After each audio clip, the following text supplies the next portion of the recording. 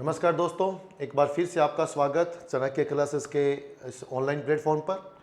और मैं कपिल सोनी। जैसे कि अपन एमसीक्यू की एक सीरीज़ पढ़ रहे थे कि पिछली परीक्षाओं में जितने भी कला और संस्कृति से रिलेटेड जो प्रश्न आए हैं उन प्रश्नों पर अपने को बात करनी है, चर्चा करनी है और उसके आसपास की बातों को सीखने का भी प्रयास करना है।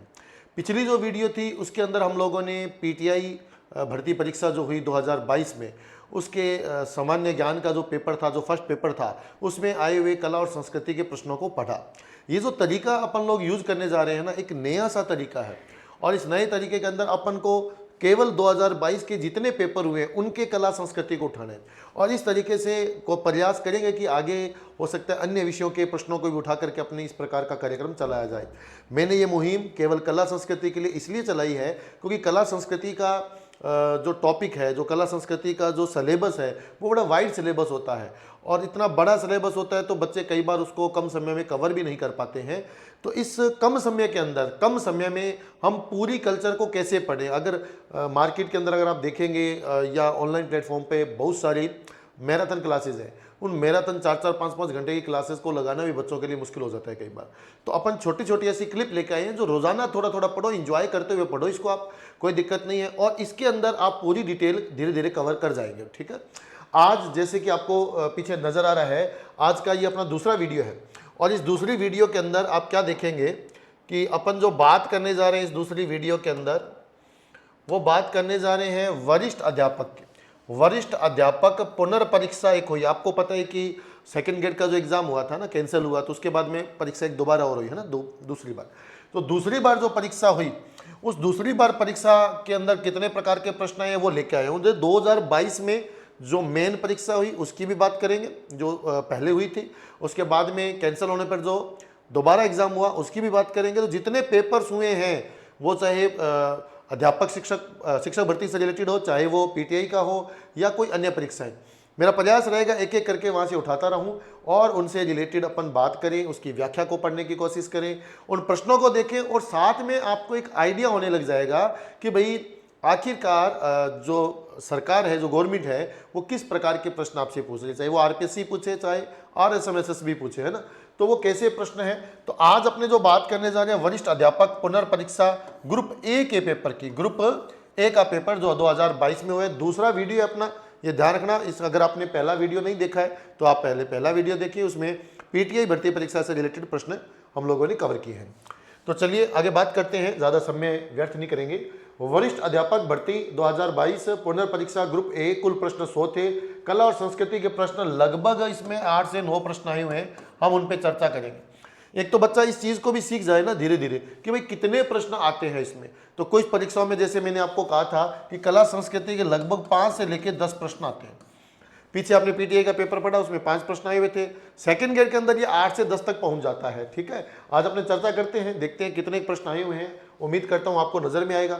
एक नया जो मैंने आज इसके अंदर सिस्टम नया स्टार्ट किया है, वो मैंने क्या किया है कि कुछ बच्चे जो इंग्लिश मीडियम के बच्चे हैं वो ये कह रहे हैं कि सर ये जो आपका जो पेपर सॉल्यूशन का जो तरीका है ये अच्छा लगा है, पर इसके अंदर आप थोड़ी इंग्लिश लैंग्वेज को भी अगर आप साथ में दे दें, क्योंकि परीक्षा के अंदर क्या है, इंग्लिश लैंग्वेज साथ में आती है ना।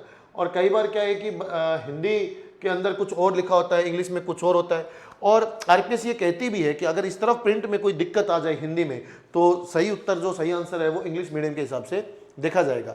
तो इसको हमने क्या किया कि इसको बाय लैंग्वेज करने की कोशिश की है, हिंदी इंग्लिश। और मैंने जो पेपर है उसी को स्कैन करके सीधा मैं प्रिंट आपके लिए लेके आया हूँ, ताकि बार बार टाइप नहीं करना पड़े, वो समय भी बचे और आप लोगों के लिए अपन इस पर चर्चा कर पाए, बात कर पाए। ठीक है, तो चलिए स्टार्टिंग करते हैं। पहला प्रश्न जो इसमें मुझे देखा वो था रिक्त स्थान दिया हुआ था और आगे लिखा हुआ था कि चित्रित पिछवाई नाथ द्वारा चित्रकला शैली का सजीव उदाहरण है। इसका मतलब यह है कि भाई जो नाथ द्वारा की पिछवाई कला है ना, नाथ द्वारा की जो पिछवाई कला है वो पिछवाई कला किस पर होती है, प्रश्न ये था। तो ये पिछवाई कला जो है ये आखिरकार होती किस पर है, इस पे ये प्रश्न था। तो पिछवाई कला जो है ये आपको ऑप्शन था चमड़ा, कागज, कपड़ा, लकड़ी, किस पे होता है ना, leather, paper, cloth and would, है ना, किस पे होगा ये आपको बताना था कि पिछवाई कला आखिरकार किसके ऊपर ये पेंटेड होती है। तो भी पिछवाई कला जो होती है वो किस पे होती है, कपड़े पे होती है। उत्तर क्या बनेगा इसका, कपड़ा यानी क्लॉथ। ठीक है, तो कपड़े के ऊपर ये पिछवाई कला होती है। क्या होता है कि जो नाथ द्वारा के अंदर श्रीनाथ जी का मंदिर है, उसमें श्रीनाथ जी की मूर्ति लगी होती है, और श्रीनाथ जी की जो मूर्ति है उस मूर्ति के पीछे एक बड़ा कपड़ा होता है, एक बड़ा वस्त्र होता है। उस वस्त्र के ऊपर यहाँ चित्र बने होते हैं और इसको क्या बोला जाता है, पिछवाई कला। पीछे लगे होने के कारण, श्रीनाथ जी की मूर्ति के पीछे लगे होने के कारण उसको अपन क्या बोलते हैं, पिछवाई बोलते हैं। ठीक है, इस पिछवाई कला से रिलेटेड प्रश्न आए तो आपका उत्तर क्या होगा, नाथ द्वारा होगा, ये आपको याद करना है। ठीक है, और इसके बाद में जैसे चमड़ा, कागज, लकड़ी, ये भी इन पे भी होता होगा, प्रिंट होता है। जैसे कागज पर जब प्रिंट होता है, कागज पर प्रिंट जो होता है उसको पाने बोला जाता है। तो कागज पर पाने होता है, और पाने आपको पूछा जाए ना तो ये भी कहाँ के फेमस है, नाथ द्वारा के ये फेमस है, प्रसिद्ध है। लकड़ी का जो काम होता है ज़्यादातर, तो लकड़ी का काम आपको याद रखना है बस्सी गांव में होता है, और बस्सी गांव कहाँ पर है, चित्तौड़गढ़ में है। तो यहाँ पर काष्ठ कला से रिलेटेड कार्यक्रम होता है। चमड़े पर हस्तशिल्प के लिए आपको याद रखना है कि चमड़े पर हस्तशिल्प जो होता है उसके लिए जयपुर ज़्यादा प्रसिद्ध है, और जयपुर के अंदर भी रीको इंडस्ट्री से रिलेटेड आप क्षेत्र याद रखना, मानपुरा माचेड़ी। मानपुरा माचेड़ी ये एक लेदर कॉम्प्लेक्स पार्क है, लेदर कॉम्प्लेक्स पार्क है, और ये लेदर कॉम्प्लेक्स पार्क आपको याद रखना है, लेदर कॉम्प्लेक्स पार्क ये मानपुरा माचेड़ी में है, जयपुर दौसा रोड के ऊपर है ये। तो इसमें आप देखिए चमड़े से रिलेटेड भी बात कर ली, कागज पे, कपड़े पे कर ली और लकड़ी पे कर ली। कपड़े पर जब चित्रण की बात आती है ना, दो ही चीजें आती हैं, या तो कपड़े पे आएगी पिछवाई कला, या कपड़े पर आती है फड़ चित्रण। ठीक है, तो फड़ चित्रण जो होता है वो शाहपुरा का है, और फड़ चित्रण भी आपको याद रखना है किस पे होता है, वस्त्र के ऊपर होता है। इस तरीके से इस प्रश्न को आप डिस्क्राइब करके अच्छे से आप पढ़ सकते हैं, आप इसको देख लीजिएगा, है ना, और इसको बार बार वीडियो को देखेंगे, एक दो बार देखेंगे तो आपको ये सब कुछ याद होने लग जाएगा। चलिए अगले प्रश्न पे बात करते हैं। अगला जो ये प्रश्न है, और इस प्रश्न की बात करें, प्रश्न था कि मोर बांधिया, पहरावना, तानना नामक 3 प्रकार के विवाह हैं, और ये 3 प्रकार के विवाह किस जनजाति से रिलेटेड है। देखिए दोबारा देख लीजिएगा, मोर बांधिया, पहरावना, तानना नामक विवाह है, और ये विवाह किस जनजाति से संबंधित है, ये प्रश्न आया था। जनजातियों में अलग अलग विवाह की कुछ प्रथाएं हैं। इसमें ज़्यादातर, इसमें आप ये देखिएगा, इसमें डिटेल भी दे रखिए कि ग्रासिया और भील, ग्रासिया और भील के अंदर मुख्य रूप से विवाह के ऊपर कुछ प्रश्न पूछे जाते हैं।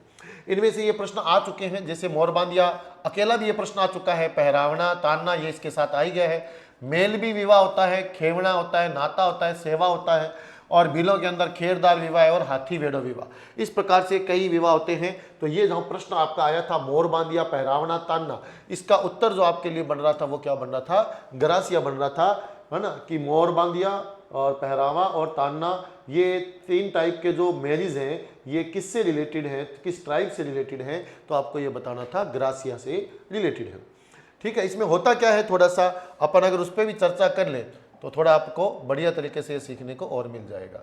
ठीक है, अब देखिए इस पे बात करते हैं सबसे पहले, और ये विवाह है मोर बांधिया विवाह। मोर बांधिया विवाह क्या होता है, मोर बांधिया विवाह के अंदर ये हिंदू रीति रिवाज से जो विवाह होगा, ये प्रश्न ऐसे आ जाए कि हिंदू रीति रिवाज के अनुसार ग्रासिया समुदाय में जो विवाह होता है, ग्रासिया समुदाय में हिंदू रीति रिवाज के अनुसार जो विवाह होता है उसको बोलते हैं मोर बांधिया। ये जो शादी में अपन मोड़ बांधते हैं ना, मोड़, तो उसी मोड़ को ही यहाँ मोर कहा गया है। मोर बांधिया विवाह यानी हिंदू रीति रिवाज का विवाह, ये ग्रासिया समुदाय में एक है और इसको बोलते हैं मोर बांधिया। दूसरा है पहरावना। पहरावना जो विवाह होता है इसके अंदर कहते हैं कि कोई भी फेरे जो है, ना तो कोई विशेष रूप से इसमें फेरे करवाए जाते, ना तो इसमें फेरे होते, और ना इसके अंदर किसी पंडित या ब्राह्मण की कोई आवश्यकता होती, किसी भी फेरे कराने वाले की कोई आवश्यकता नहीं है, ना इसमें फेरे होते हैं। शादी के अंदर किसी की आवश्यकता नहीं है, बिना फॉर्मेलिटीज़ के जब शादी होती है ग्रासियों में तो उसको बोलते हैं पहरावना। एक विवाह है यहाँ पर तान्ना। तान्ना विवाह में क्या होता है कि तान्ना विवाह एक प्रकार से मान लीजिए कि दापा मूल्य दे करके जो विवाह किया जाता है, दापा मूल्य दे करके जो विवाह किया जाता है इसको बोलते हैं तान्ना विवाह। तान्ना विवाह कई किताबों में या कई जगह ये पढ़ने को मिलता है कि एक गौर मेला लगता है ग्रासियों का, गौर मेला, और उस गौर मेले में कहते हैं कि युवक युवतियां जो होते हैं, जो लड़के लड़की हैं, वो आपस में एक दूसरे को पसंद करते हैं और अपने पसंद से वहाँ पर वो दापा मूल्य निश्चित करके विवाह करते हैं। कई बुक्स ऐसे भी कहते हैं कि ये भाग कर विवाह करवाया जाता है, भाग के शादी की जाती है, ठीक है। तो तान्ना विवाह जो होता है ये भाग करके विवाह करवाना होता है, गौर मेले पर ये लगता है और दापा मूल्य दे करके विवाह करवाया जाता है, इसको बोला जाता है तान्ना विवाह। इसके बाद में है मेलवी विवाह। मेलवी, अब मेलवी विवाह में क्या होता है? मेलवी विवाह ये कह रहा है कि खर्चे में कमी करने के लिए, ठीक है, खर्चे में कमी के लिए, कमी करने के लिए ये क्या करते हैं कि लड़की को लड़के पक्ष के घर छोड़ आते हैं, ठीक है। मतलब शादी में खर्चा कम लगे, ज़्यादा खर्चा नहीं हो, इसके लिए क्या करते हैं गरासिया समुदाय के लोग कि अपनी जो बेटी है, वो जो कन्या है, उसको लड़के पक्ष के घर पे ही छोड़ाते हैं। तो इस प्रकार के जो विवाह होते हैं उनको बोला जाता है मेलवी विवाह। एक इसमें लिखा हुआ है खेवना या नाता। खेवना या नाता, नाता प्रथा या खेवना का मतलब क्या होता है कि कोई भी महिला अपनी इच्छा से और पंचायत की अनुमति से क्या करती है कि अपने वर्तमान पति को छोड़कर त्याग कर और किसी अन्य पति के साथ जीवन व्यतीत कर सकती है। इस प्रकार का जो विवाह होता है इसको बोलते हैं नाता विवाह। और सेवा विवाह क्या होता है? सेवा विवाह उसको बोलते हैं जब घर जवाई रहने की प्रथा हो। तो घर जवाई रहने की बात आ जाए, इस प्रकार का विवाह क्या कहलाता है? सेवा विवाह। जब लड़का लड़की वालों के घर पे ही रहने को तैयार हो जाता है तो इसको बोला जाता है सेवा विवाह। तो एक बार दोबारा देख लीजिएगा, ग्रासिया में मोर बांधिया मतलब हिंदू रीति रिवाज के हिसाब से, पहरावना, ना फेरे, ना पंडित, ना कोई आवश्यकता, नॉर्मल फॉर्मेलिटीज के हिसाब से शादी। तान्ना विवाह जाए, दापा मूल्य देकर भाग कर मैरिज करना गौर मेले के अवसर पर। मेलवी विवाह जाए, खर्चे में कमी करने के लिए लड़की को लड़के पक्ष के घर पे ही छोड़ाते हैं, इसको बोलते हैं मेलवी विवाह। और खेवना या नाता, ये मैंने आपको बताया था, नाता प्रथा का मतलब होता है किसी अन्य के पुरुष के साथ जाकर के वो नाता करके रह सकती है। और उसके बाद में सेवा विवाह कि जब घर जवाई के रूप में लड़का रहने को तैयार हो जाता है तो इस प्रकार का जो विवाह होता है उसको बोला जाता है सेवा विवाह। इसके बाद में देखिए भील समुदाय में दो विवाह लिखे हुए हैं, ये यहाँ शायद आपके मिक्स नहीं हो जाए इसलिए मैं दोबारा लिख देता हूँ। एक विवाह का नाम है खेरदार विवाह। खेरदार विवाह में क्या होता है कि ये एक प्रकार का विधवा पुनर्विवाह है, विधवा पुनर्विवाह है। इस विधवा पुनर्विवाह की खास बात क्या है कि खेरदार विवाह जो है ना, ध्यान से आप सुन लीजिएगा बस, है ना। खेरदार विवाह में क्या होता है कि वो जो लड़की जो विधवा हुई है उसका ससुर या उसका पिता, दोनों में से कोई भी, ससुर या पिता क्या करते हैं, एक ऐसे लड़के की खोज करते हैं जो लड़का उस विधवा महिला के साथ आकर के उसके घर में रहने को तैयार हो जाए। और वो भी गांव से बाहर, गांव से दूर, उसके लिए अलग से मकान की व्यवस्था की जाती है। और वहाँ पर आकर के वो लड़का जो है, वो जो भी भावी पति है उसका, वो वहाँ आकर के उसके साथ रहता है, उस विधवा महिला के साथ। तो ऐसा जो पुनर्विवाह होता है इसको बोला जाता है खेरदार, ठीक है। इसके बाद में एक यहाँ शब्द लिखा हुआ है हाथी वेडो। ये क्या होता है? हाथी वेडो, ठीक है। तो हाथी वेडो विवाह में क्या होता है कि हाथी वेडो विवाह में ये कहा जाता है कि ऐसा विवाह है जिसके अंदर किसी पवित्र वृक्ष को साक्षी मान करके, किसी पवित्र वृक्ष को साक्षी मानकर, है ना, अग्नि को साक्षी नहीं माना जाता, पवित्र वृक्ष को साक्षी मानकर और फेरे लिए जाते हैं। तो पवित्र वृक्ष को साक्षी मानकर फेरे लिए जाते हैं, ऐसा विवाह क्या कहलाता है? हाथी वेडो। तो इस प्रकार से ये जनजातियों के अंदर कुछ विवाह से रिलेटेड प्रथाएं थी। क्योंकि ये प्रश्न विवाह से रिलेटेड था तो मैं अभी और बात नहीं करूंगा जनजातियों के ऊपर। जैसे जैसे अपन आगे पढ़ेंगे वैसे वैसे प्रश्न आएगा, और जिस प्रकार का प्रश्न होगा हमारी व्याख्या भी केवल उसी प्रकार की होगी।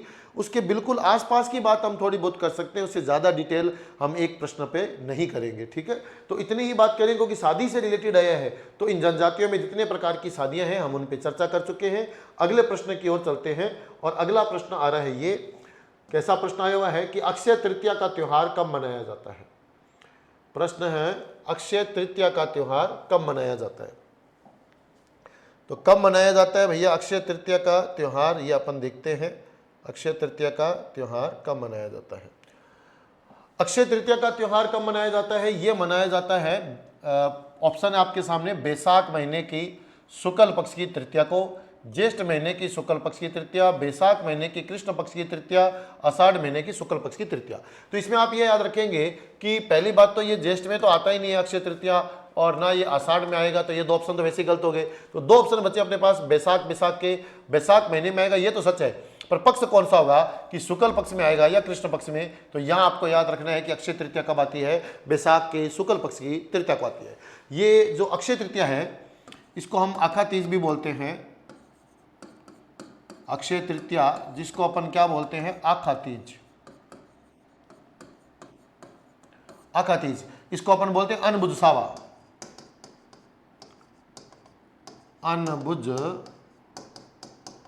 सावा। क्या मतलब अनबुझ सावा का? अनबुझ सावा मतलब बिना किसी से पूछे भी ये शुभ कार्य यहाँ प्रारंभ किया जा सकते हैं, विवाह संपन्न करवाए जा सकते हैं, विवाह के जो सावे हैं वो यहाँ से ओपन हो जाते हैं अक्षय तृतीया के दिन। और इसी दिन आपको याद रखना है परशुराम जी की जयंती भी मनाई जाती है।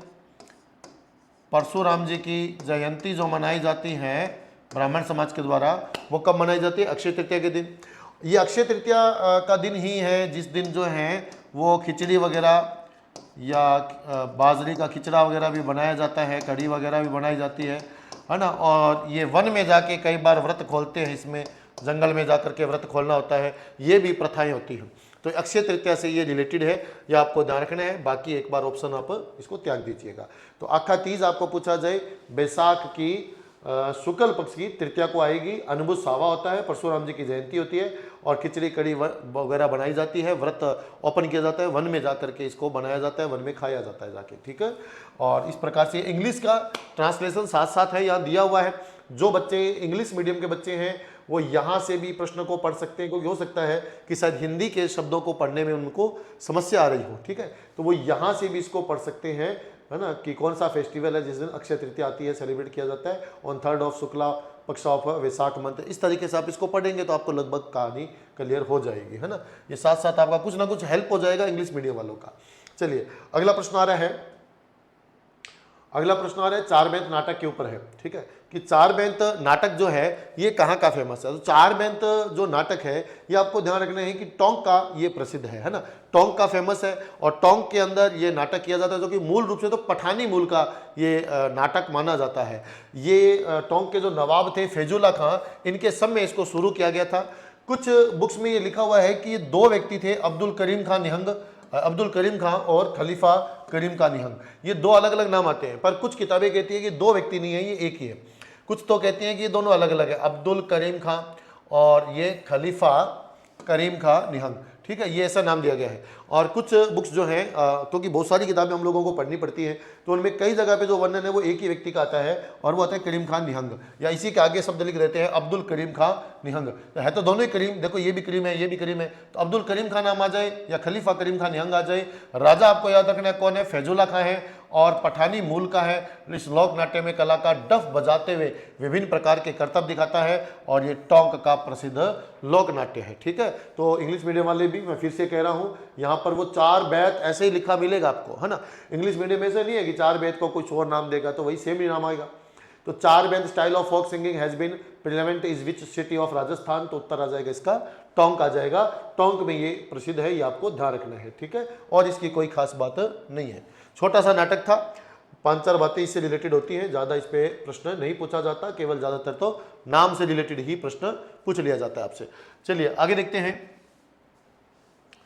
आगे एक प्रश्न आ रहा है, निम्न में से कौन सी रचना कानड़ देव और अलाउद्दीन खिलजी के आपसी संबंधों की जानकारी देती है। तो भाई कौन सी रचना कानड़ देव और अलाउद्दीन खिलजी, 2 लोगों की बात चल रही है ना, कानड़ देव और अलाउद्दीन खिलजी।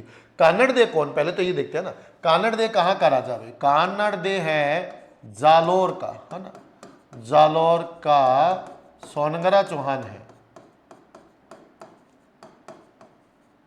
और इनका जो पुत्र है कानड़ देव का, उनका नाम था बीरमदेव सोनगरा, बीरमदेव सोनगरा, है ना। जालोर के ये सोनगरा चौहान है, क्योंकि सोनगरा पहाड़ी पर निवास किया, सोन पहाड़ी पर, सोनगिरी पर निवास करने के कारण सोनगरा चौहान कहलाए। जालोर के सोनगरा चौहानों का वर्णन पूछा गया है। अलाउद्दीन खिलजी ने यहाँ पर आक्रमण किया है एके ने, और अलाउद्दीन खिलजी ये जो आक्रमण यहाँ पर किया था, ये पहला आक्रमण आपको पता होगा 1305, 1305 में किया गया। बाद में जो साका हुआ यहाँ पर कमालुद्दीन गुर्ग के द्वारा, वो 1311 में किया गया है।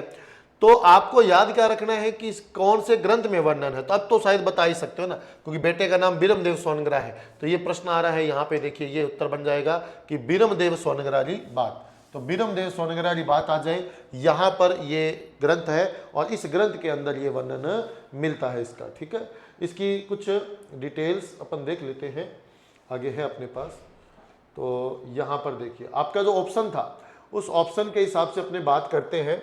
तो उसमें एक ऑप्शन है सुरजन चरित्र था, एक था बीरमदेव सोनग्रारी बात, एक है मलिक मोहम्मद जायसी का पद्मावत ग्रंथ, और एक उसमें था एकलिंग महात्म्य जो कान्हा व्यास का लिखा हुआ है। तो इनपे भी ये भी आप थोड़ा सा आइडिया लगा सकते हैं, क्योंकि यहाँ पर आपको ध्यान रखना है कि कौन सा ग्रंथ किससे रिलेटेड है। सुरजन चरित्र, बीरमदेव सोनग्रारी बात, पद्मावत और एकलिंग महात्म्य। ठीक है, तो इसकी डिटेल मैंने साफ सुथरा करके थोड़ा आगे लिख दिया ताकि आप बच्चों तक इसकी सूचना पहुंच पाए, अच्छे से आप इसको पढ़ पाए। तो सुरजन चरित्र यह आपको याद रखना है किसका है, चंद्रशेखर का है। चंद्रशेखर कौन है, तो आपको याद रखना है बूंदी का शासक था सुरजन सिंह हाड़ा, उसके दरबारी ये कवि हैं, और इनका चरित्र चित्रण जो है सुरजन सिंह का, ये इस ग्रंथ के अंदर है। दूसरा है बीरमदेव सोनग्रारी बात, कानड़देव का पुत्र आ गया, और कानड़देव और बीरमदेव के यहाँ दरबारी जो कवि हैं उनका नाम है पद्मनाभ, उन्होंने ये लिखा है बीरमदेव सोनग्रारी बात। कानड़देव प्रबंध भी इनका ही लिखा हुआ है ना। पद्मनाभ जो है, इन्होंने कौन सा ग्रंथ लिखा है, इन्होंने लिखा है कानड़देव प्रबंध। तो पिता के ऊपर भी ग्रंथ लिखा तो पद्मनाभ ने लिख दिया, पुत्र के ऊपर ग्रंथ लिखा तो भी किसने लिख दिया, पद्मनाभ ने लिख दिया। तो पिता कौन है, कानड़देव है, पुत्र कौन है, बीरमदेव। आप लोगों ने इतिहास में पढ़ते ना बीरमदेव और फिरोजा के वो प्रेम प्रसंग के बारे में, तो वो आपको ध्यान रखना है, ये पद्मनाभ से रिलेटेड है। पद्मावत ग्रंथ आपको पता है मलिक मोहम्मद जायसी ने लिखा था पद्मावत ग्रंथ, और पद्मावत के अंदर भी आपको पता है अलाउद्दीन खिलजी और रतन सिंह और इनके बारे में ये वर्णन मिलता है। अलाउद्दीन खिलजी और रतन सिंह और पद्मिनी के से रिलेटेड है, और एक प्रतीकात्मक ग्रंथ है मलिक मोहम्मद जायसी का, और पद्मावत ग्रंथ ये बड़ा फेमस ग्रंथ रहा है। एकलिंग महात्म्य इसकी रचना कान्हा व्यास ने की है। एकलिंग नाथ जी जो है आपको पता है मेवाड़ के महाराणाओं के अधिपति हैं, मेवाड़ के महाराणाओं के अधिपति है, क्योंकि मेवाड़ के महाराणा खुद ये कहते हैं कि मेवाड़ का वास्तविक जो संस्थापक है, वास्तविक जो शासक है, जो अधिपति है, वो तो एकलिंगनाथ जी है, और हम लोग तो उसके दीवान हैं। और एकलिंगनाथ जी जैसे आप पढ़ते होंगे, एकलिंगनाथ जी का मंदिर कैलाशपुरी में है, कैलाशपुरी में है, और कैलाशपुरी कहाँ पर है, उदयपुर में है ना। और इस मंदिर की स्थापना जो है बप्पा रावल या काल भोज ने करवाई थी, बप्पा रावल या काल भोज ने इसकी स्थापना कराई। तो और ज़्यादा डीपली तो नहीं जाएंगे, है ना, नहीं तो अपन जो मूल विषय है उससे भटक जाएंगे। तो आपको क्या याद रखना है कि वो जो 4 ऑप्शन थे, उन 4 ऑप्शन के हिसाब से मैंने ये बता दिया आपको लगभग कि किसकी रचना किसने की है और क्या उसकी विशेष बातें हैं। अब चलते हैं आगे। अगला जो प्रश्न है आपका वो इसके अंदर आता है कि बीसल देव रासो की रचना किसने की थी। तो बीसल देव रासो जो है नरपति नाला द्वारा लिखा गया ग्रंथ है बीसल देव रासो। बीसल देव जी जिनको हम विग्रहराज चतुर्थ भी बोलते हैं, अजमेर के शासक, और उनसे रिलेटेड ये ग्रंथ लिखा गया था बीसल देव रासो ग्रंथ, रासो की परिभाषा में आता है।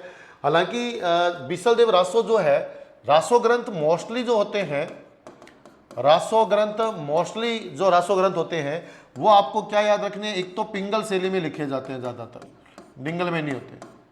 रासो ग्रंथ मोस्टली पिंगल में लिखे जाते हैं, है ना। अब कुछ रासो ग्रंथ है राजस्थान में जो डिंगल में भी लिखे गए हैं, है ना, तो दोनों में आते हैं, डिंगल और पिंगल में, तो ज्यादातर पिंगल में लिखे जाएंगे, ये ध्यान करना है रासो ग्रंथ। अब इस ग्रंथ की क्या खास बात है कि ये जो ग्रंथ है, ये इसका मूल जो रस है वो कौन सा है, श्रृंगार रस है। मूल जो कौन सा रस है इसका, ये प्रश्न भी कई बार पेपर में आ चुका है, बीसल देव रासो में किस रस की प्रधानता रही है, तो आपको बताना है श्रृंगार रस की। इसकी नायिका में प्रश्न पूछा गया था एक बार, है ना, लिखा हुआ भी है नायिका। तो नायिका कौन है इसकी, राजमती, यहाँ लिख देता हूं दोबारा, नायिका कौन है, राजमती। इस पे भी प्रश्न आया हुआ है। पहली बार बारहमासा शैली का वर्णन, पहली बार बारहमासा शैली का वर्णन आपको पूछा जाए किसमें मिलता है, बीसल देव रासो में मिलता है। और किसने लिखा है, ये तो ऑप्शन है ही, नरपति नाला ने इसको लिखा है।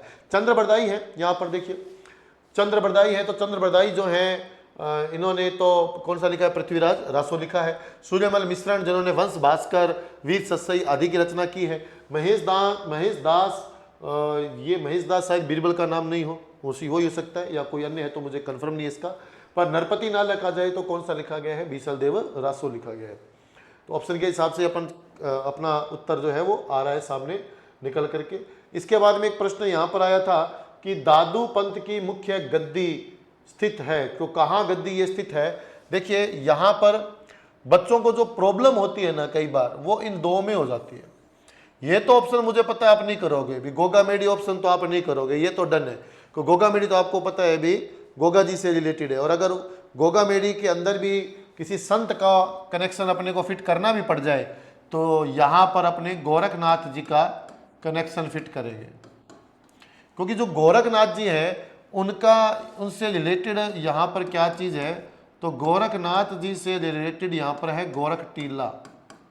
गोरख टीला, इस गोरख टीले पर इन्होंने तपस्या की थी, गोरख टीले के ऊपर गोरखनाथ जी ने। तो गोगा मेडी। डीडवाना की बात करें तो ये भी दादूपंथ से रिलेटेड सा तो नहीं लग रहा, क्योंकि दादूपंथ से रिलेटेड जो चीज़ें आएंगी वो जयपुर के अंदर, जयपुर ग्रामीण क्षेत्र में वो आएंगी कुछ ना कुछ, या दूदू में आ सकती है। डीडवाना यहाँ की बात करें तो यहाँ का कोई अगर संत अपने को कनेक्शन बिठाना भी पड़ जाए किसी संत का, तो आप बताएंगे यहाँ पर संत है हरिदास जी। हरिदास जी जिन्होंने एक संप्रदाय चलाया था जिसको हम बोलते हैं निरंजनी संप्रदाय। निरंजनी संप्रदाय। तो ये डीडवाना से रिलेटेड क्यों है? क्योंकि इस संप्रदाय की जो प्रधान पीठ है वो गाढ़ा धाम में है, और गाढ़ा धाम आप कहां बताएंगे? डीडवाना में है। डीडवाना में। तो अब तो ये तो मैंने जानबूझ के आपको अलग से ये करवा दिया है थोड़ा सा, पर आप इस प्रश्न के अंदर देखें, आपको जो प्रॉब्लम इस प्रश्न में आ सकती थी वो दो क्षेत्रों में आ सकती थी, क्योंकि नरेना और सांबर इन दोनों को आप देखते तो दोनों ही आपको जयपुर में नजर आते, तो आपको प्रॉब्लम खड़ी हो जाती कि नरेना करें या सांबर करें, कौन सा करें 2022 के इस पेपर में। तो भाई जो मुख्य रूप से आपको बात याद रखनी है वो याद रखनी है कि इसका जो सही उत्तर बनता है वो सही उत्तर है नरेना में इसकी प्रधान गद्दी है, ये आप याद रखेंगे। ठीक है, तो सांबर में क्या चीज़ है ये आप थोड़ा सा ध्यान कर लीजिएगा, और मैं यहीं पर ही आपको कुछ बता देता हूँ। देखिए असल में क्या है, दादू पंथ से रिलेटेड पंच तीर्थ है। दादू पंथ से रिलेटेड पंच तीर्थ है, और इन पंच तीर्थों को मैं एक ही क्रम में आपको बता रहा हूं, यहां पर आप इसको याद कर लीजिएगा। कई बार इसके ऊपर प्रश्न आया है, मैं 5 मुख्य स्थान है, पांचों के बारे में आपको बता देता हूं। ठीक है, पहला पंच तीर्थों में पहला तीर्थ आपको पूछा जाए, इसको बोला जाता है करडाड़ा, या इस गांव का, इस क्षेत्र का अन्य एक नाम है कल्याणपुर। ठीक है, तो करडाड़ा या कल्याणपुर जो है ये इनका पहला तीर्थ माना गया है, और सारे मोस्टली ये जयपुर के अंदर ही पड़ेंगे। दूसरा जो है वो आपको याद रखना है, इसके अंदर आएगा सांबर। सबसे पहले दादू दयाल करडाड़ा में रहे, वहां कुछ समय बिताया, उसके बाद में वो चले गए सांबर में। यहाँ सांबर में रहते हुए इन्होंने क्या किया, इन्होंने यहाँ पर दादू पंथ की स्थापना की। दादू पंथ की स्थापना की थी सन 1574 ईस्वी में, 74 में। आपको पता होगा इनका जन्म 1544 है और स्थापना दादू पंथ की है 1574 है, ये दिमाग में रखिएगा।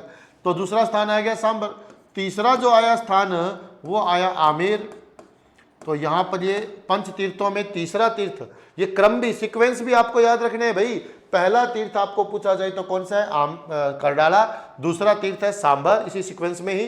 तीसरा आमेर है। चौथा नरेना है, और यहाँ रहते हुए दादू दयाल जी का देहांत हो गया, तो यहीं पर ही इस संप्रदाय की प्रधान पीठ स्थापित कर दी गई, और प्रधान पीठ यहाँ पर है नरेना में, जहाँ पर आपको पता होगा कि फाल्गुन शुक्ल अष्टमी को, फाल्गुन शुक्ल अष्टमी को इनका मेला लगता है। फाल्गुन शुक्ल अष्टमी को प्रधान पीठ है। और 5 नंबर पर आप ध्यान रखेंगे कि इनकी जो समाधि बनाई गई है ना, क्योंकि संप्रदाय में आपको पता है ना सबको जलाया जाता है ना दफनाया जाता है, दूर जंगल में समाधि अवस्था के अंदर छोड़ दिया जाता है। तो इनका जो शव छोड़ा गया था ये बेरान पहाड़ी पर छोड़ा गया था, ये भी जयपुर में। तो ये बेरान पहाड़ी जो है यहाँ पर क्या है, यहाँ पर संत दादू दयाल की गुफा है, या यूं कह सकते हैं कि यहाँ पर इनका समाधि स्थल है। तो 5 स्थान है दादू पंथ से रिलेटेड, इनको आप याद कर लीजिएगा। पहला है कडाड़ा, दूसरा सांबर, आमेर, नरेना और बेरान पहाड़ी। प्रश्न था दादू पंथ की मुख्य गद्दी, प्रधान पीठ, मुख्य गद्दी कहां पर है? नरेना। इसका उत्तर बनेगा नरेना। तो फिर सांबर में क्या है? सांबर में इन्होंने दादू पंथ की स्थापना की थी सन 1574 में, 1574 के अंदर। और नरेना में प्रधान पीठ है, यही देहांत हुआ, जबकि समाधि स्थल बैरान पहाड़ी पर है, तो आप कह सकते हैं दादू दल की गुफा है या यहाँ पर इनका समाधि स्थल है। ये प्रश्न आपको इंपॉर्टेंट याद रखना है। कुछ इधर बातें बता दी, अगले प्रश्न की ओर चलते हैं। बहुत ही आराम से अपन करेंगे ना, तो भी अपन अच्छे अच्छे प्रश्नों को यहाँ हल कर सकते हैं। और जब आप परीक्षा में आए हुए प्रश्नों को हल करते हैं तो आपको कॉन्फिडेंस लेवल आपका और भी हाई चला जाता है, क्योंकि आपको ये समझ में आता है कि आप जिस दिशा के अंदर आपकी तैयारी चल रही है वो सही दिशा की ओर तैयारी चल रही है। तो इसके अंदर अपन देखते हैं अगला क्वेश्चन जो आपके सामने है वो है कि मंडन द्वारा, मंडन ये आप पढ़ते हैं कि मंडन कौन, मंडन कुंभा का मुख्य शिल्पी है ना, कुंभा का मुख्य शिल्पी था। तो कुंभा का जो मुख्य शिल्पी था उसका नाम था मंडन।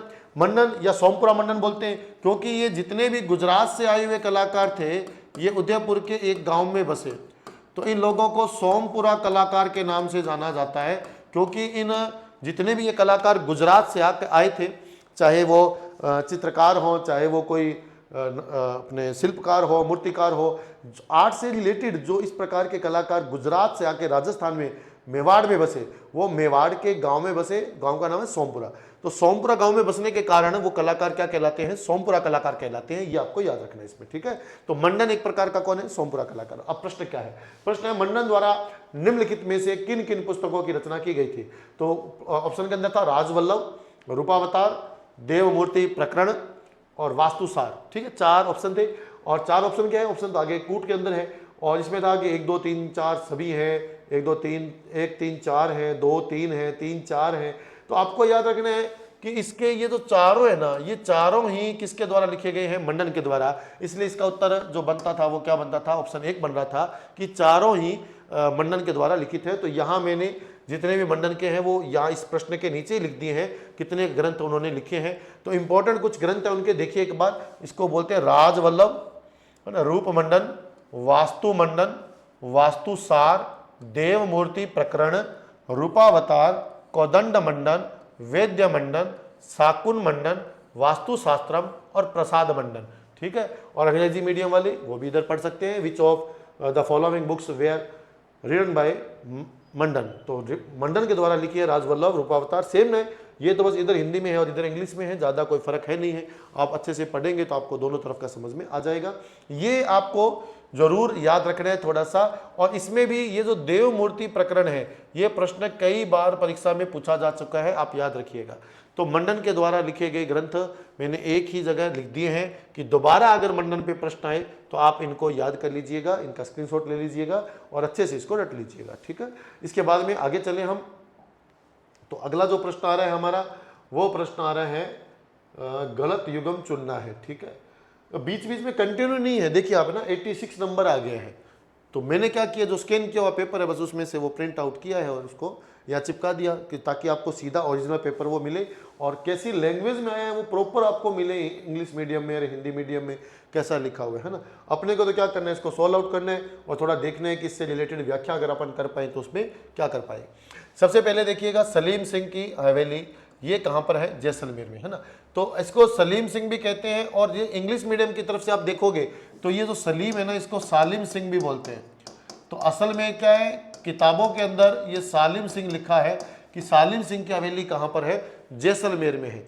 ध्यान रखना मित्रों, सालिम सिंह आ गया तो आप जैसलमेर बताएंगे, इसमें तो कोई दायरा नहीं है। सालिम सिंह आ गया तो ये हवेली आप कहाँ बताएंगे, जैसलमेर में। परंतु यही अगर सालिम की जगह जालिम आ गया है ना, जालिम सिंह की हवेली कहाँ है, तो जालिम सिंह जो है उनकी हवेली झालावाड़ में है, कोटा में भी है, झालावाड़ में है, कोटा में है। तो आपको याद रखना, जालिम सिंह आ गया तो झालावाड़ कोटा इधर का प्रधानमंत्री है ना। कोटा का प्रधानमंत्री है जालिम सिंह और जैसलमेर का प्रधानमंत्री था सालिम। अच्छा, दोनों ही प्रधानमंत्री हैं अपने अपने क्षेत्र के। तो जैसलमेर का प्रधानमंत्री है सालिम सिंह और कोटा झालावाड़ का प्रधानमंत्री कौन है, सालिम सिंह।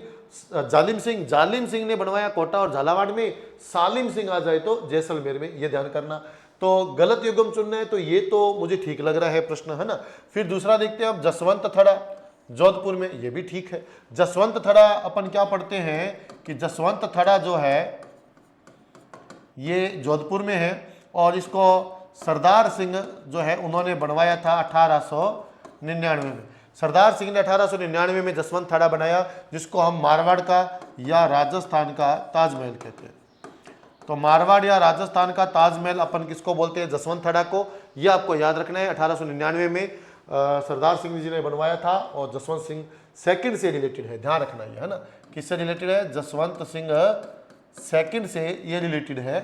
जसवंत सिंह सेकंड के पुत्र हैं सरदार सिंह। जसवंत सिंह प्रथम जो थे, फर्स्ट, उनके जो पुत्र थे उनका नाम था अजीत सिंह। चलिए, इसके बाद में अर्थुना शिवालय, अर्थुना मंदिर। अर्थुना मंदिर डूंगरपुर, ये गलत है। अर्थुना मंदिर जो है ये आप कहाँ पर बताएंगे? ये बांसवाड़ा में है। तो इस तरीके से इस प्रश्न का उत्तर बन जाएगा ये वाला, है ना। तो बांसवाड़ा में है अर्थुना मंदिर। खास बात क्या है इस अर्थुना मंदिर की? कोई खास बात? तो अर्थुना मंदिर, इसको पहली बात तो ये शिव जी का मंदिर है, इसको अर्थुना शिवालय बोला जाता है, बांसवाड़ा में है, बांसवाड़ा में। इसकी खास बात एक आप ये याद रखना कि जो अर्थुना शिवालय ना, यहाँ पर आपके पाशुपत संप्रदाय के जो प्रवर्तक थे दंडधारी लकुलिश, पाशुपत संप्रदाय है जिसके प्रवर्तक है दंडधारी लकुलिश। तो लकुलिश जी की एक प्रतिमा इस मंदिर के अंदर है, यानी यहाँ भगवान शिव की तो पूजा की ही जाती है, उसके साथ साथ यहाँ पर पाशुपत संप्रदाय के प्रवर्तक दंडधारी लकुलिश की भी एक प्रतिमा लगी हुई है अर्थुना शिवालय में, बांसवाड़ा के अंदर। तो ये आपको याद रखना है। और इसके बाद में चौथा ऑप्शन था त्रिपुरा सुंदरी। तो त्रिपुरा सुंदरी का मंदिर आप कहाँ बताएंगे? बांसवाड़ा में है। त्रिपुरा सुंदरी जो है इसको पांचाल जाति की कुल देवी माना गया है, पांचाल जाति की कुल देवी। तो पांचाल जाति की ये कुल देवी है त्रिपुरा सुंदरी, जिन्हें हम त्रिपुरा महालक्ष्मी भी कहते हैं। 18 भुजाओं वाली इनकी प्रतिमा काले संगमरमर से बनी हुई वो बांसवाड़ा में स्थापित है इस मंदिर के अंदर। 3 पुरों के बीच में ये मंदिर बना हुआ है, 3 पुर, है ना। 3 पुरों के बीच में ये मंदिर बना हुआ था। पुर मतलब होता है कस्बा। 3 पुरों के बीच में कौन से 3 पुर हैं? एक तो था शिवपुर, शिवपुर, एक था शक्तिपुर,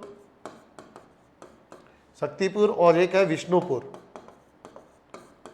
विष्णुपुर। 3 पुरों के बीच में यह मंदिर स्थित होने के कारण देवी का नाम पड़ा है त्रिपुरा, और त्रिपुरा सुंदरी का मंदिर बांसवाड़ा में है जो पांचाल समाज की कुल देवी है। तो कुल मिला के इस प्रश्न को अपन ने सोल्व आउट कर लिया है। ये आप अच्छे से पढ़ लेना। उत्तर इसका अर्थुना मंदिर था, गलत युग्म चुनना था। ठीक है, चलिए आगे बात करते हैं अगले प्रश्न की। अगला प्रश्न आ रहा है आपके सामने, ये रहा प्रश्न है, निम्नलिखित में से कौन सा दुर्ग कोषवर्धन दुर्ग के नाम से भी जाना जाता है? Which one of the following fort is also known as Koshvardhan fort, है ना। तो Bala fort of Alwar, Shergarh fort, Tavangarh fort और सिवाना फोर्ट। कौन सा फोर्ट इसके अंतर्गत आएगा, हम उसकी बात करते हैं। तो देखिए, कोषवर्धन दुर्ग के नाम से जो दुर्ग जाना जाता है, कोषवर्धन के नाम से जो दुर्ग जाना जाता है, उस दुर्ग का नाम है शेरगढ़ दुर्ग। उत्तर तो ये बनेगा। ठीक है, कोषवर्धन। शेरगढ़ भी 2 हैं, ध्यान रखना है। शेरगढ़ दुर्ग, हालांकि शेरगढ़ गांव तो कई हो सकते हैं, है ना। शेरगढ़ दुर्ग 2 है, शेरगढ़ दुर्ग 2 है, एक धौलपुर में है और एक दुर्ग जो है ये बारा में है ना। ये जो शेरगढ़ वाला दुर्ग है ये कहां पर है? बारा में, शेरगढ़ दुर्ग बारा। और इसका प्राचीन नाम क्या है? कोषवर्धन दुर्ग। पहले चलो इस पे बात कर लेते हैं थोड़ा सा। ऑप्शन आपका था एक अलवर का बाला दुर्ग। अलवर का बाला दुर्ग है, उसके नाम क्या है? देखो, उसको 52 दुर्गों का लाडला बोलते हैं, बाला किला को। और एक इसके पास में, इसके नजदीक का एक स्थान है जिसका नाम है रावण देवरा। उस वजह से इस किले का नाम भी कुछ लोग क्या बोलते हैं? रावण देवरा। इसके बाद में शेरगढ़, शेरगढ़ का नाम कोषवर्धन, बारा में, जैसे मैं बता रहा हूँ। तवनगढ़, जिसका नाम हम त्रिभुवनगढ़ भी है, और इसको राजस्थान का खजुराहो भी कहा जाता है। देखिए मित्रों, अगर किसी मंदिर की बात है, अगर किसी मंदिर की बात है कि राजस्थान का खजुराहो किसे बोलते हैं, तो हम किराड़ू जो मंदिर है, सोमेश्वर मंदिर किराड़ू बाड़मेर के अंदर, उसको हम बोलते हैं कि ये राजस्थान का खजुराहो है। परंतु अगर ये प्रश्न ऐसे आ गया कि राजस्थान का कौन सा दुर्ग है जो अपनी वहाँ की मूर्ति कला के कारण जो है राजस्थान का खजुराहो कहलाता है, तो अपनी मूर्ति कला के कारण जो प्रसिद्ध दुर्ग है वो कौन सा है? तवनगढ़ या त्रिभुवनगढ़ है, और इसको क्या बोला जाता है? राजस्थान का खजुराहो। क्योंकि वहां पर भी मिथुन आकृतियां जो हैं वो दीवारों पर बनी हुई हैं, और उससे रिलेटेड ये आपको ध्यान रखना है। इसके बाद में है एक सिवाना, और सिवाना के अंदर आपको याद रखना है, सिवाना को कहते हैं मारवाड़ के शासकों की शरणस्थली या जालोर दुर्ग की कुंजी, सिवाना को बोलते हैं। सिवाना जो है, वैसे इसका जो प्राचीन नाम है, इस दुर्ग का जो प्राचीन नाम है वो आपको याद रखना है, इसका नाम है कुंबाणा, कुंबाणा। ठीक है। इसका प्राचीन जो नाम है वो आपको याद रखना है, प्राचीन नाम क्या है, कुंबाणा है। ठीक है, तो ये प्रश्न भी आपको ऐसे याद रखना है। और इसके बाद में आज का अंतिम प्रश्न आ रहा है। अंतिम प्रश्न है, लोक देवता हड़बू जी का मुख्य मंदिर कहां पर है ना। तो हड़बू जी का मुख्य मंदिर आपको बताना है कौन से गांव में है। हड़बू जी की बात चल रही है तो मुख्य गांव है, ऑप्शन है देखो, सावला, सामलिया, कोल्लू और बैंगटी। तो अपन सब पे भी बात कर सकते हैं, परंतु एक बार तो अपन इस पे बात कर ले कि इनका मुख्य मंदिर कहाँ पर है। तो मुख्य मंदिर है यहाँ पर बैंगटी गांव में। ठीक है, जो कहाँ पड़ता है, वर्तमान फलौदी में है। बैंगटी गांव के अंदर ये हड़बू जी का मुख्य मंदिर है। रावजोधा ने बैंगटी गांव इनको गिफ्ट किया था। सामलिया गांव जो आ रहा है लिखा हुआ सामलिया, ये सामलिया गांव पड़ता है डूंगरपुर में, और यहां पर वीर कल्लाजी राठौड़ का मंदिर है, वीर कल्लाजी राठौड़ का। ठीक है, सावला गांव जो है ये पड़ता है डूंगरपुर में, ये भी डूंगरपुर में है। और यहां पर संत माव जी का मंदिर है, इनका जन्म स्थान है ये। फिर बढ़ गया कोल्लू गांव, तो ये तो कोल्लू गांव तो आपको पता ही है कि किसका मंदिर है, यहाँ पर पाबू जी का मंदिर है। ठीक है, तो इस प्रश्न का सही उत्तर जो बन रहा था वो बैंगटी गांव बन रहा था। प्रश्न शायद समाप्त हो गए हैं सारे। तो इस तरीके से हम लोगों ने पूरा पेपर जो है हम लोगों ने चेक किया था। और आपको ध्यान रखना है कि ये पूरा पेपर था कौन सा, ये पूरा पेपर था वरिष्ठ अध्यापक भर्ती 2022 की एक पुनर्परीक्षा हुई, और उसमें दो है, एक ग्रुप ए है और एक ग्रुप बी है। तो इसके 4 पेपर होंगे देखो आप, क्योंकि पहले तो आप मान के चलिए कि कैंसिल होने से पहले कुछ पेपर हुए हैं, वो भी पढ़ेंगे, 3-4 पेपर हैं। और फिर ग्रुप ए और ग्रुप बी का प्रश्न, ये पेपर दोबारा भी हो रहा है, उसकी भी अपन चर्चा करेंगे।